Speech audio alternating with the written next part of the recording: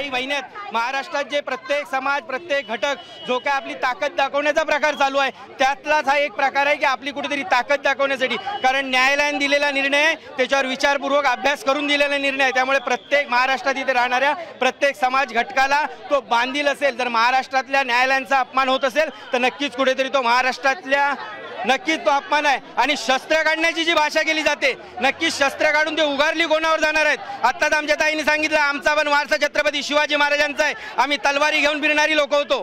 त्यामुळे जर अशी कोण भाषा करत असेल की शस्त्राची, तर ती शस्त्र कोणावर उगारणार आहे तेही स्पष्ट करा. आम्ही इथला मराठी माणूस म्हणून दाखवतो की शस्त्राची भाषेला शस्त्रानं उत्तर देण्याची ताकद इथल्या मराठी माणसात आहे. परंतु समाजामध्ये कुठेही वाद नकोत. कुठचाही हा वाद धार्मिक किंवा हा समाजामधला वाद नाही, हा न्यायालयीन प्रक्रियेत दिलेला निर्णयाच्या बद्दलचा वाद आहे. हा समाजाच्या आरोग्याचा प्रश्न आहे.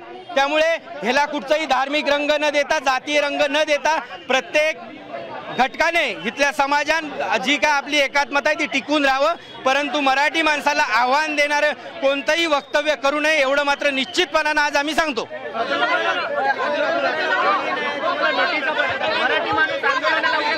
हो हो हो नक्की नक्की नक्की उभा राहणार मराठी माणसाला. म्हणजे आता हे चाललंय ना, त्या दिवशी आंदोलन झालं, किती जणांवर गुन्हे नोंद झाले, त्या दिवशी आंदोलनात किती जणांवर गुन्हे नोंद झाले.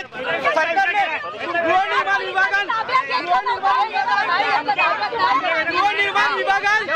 गृहनिर्माण विभागाने ते दाखवावं किती जणांवर गुन्हे नोंद झाले, आमच्यावर लगेच कारवाई केली जातात. आता isakal.com आहे देशातील नंबर 1 ची मराठी न्यूज वेबसाईट.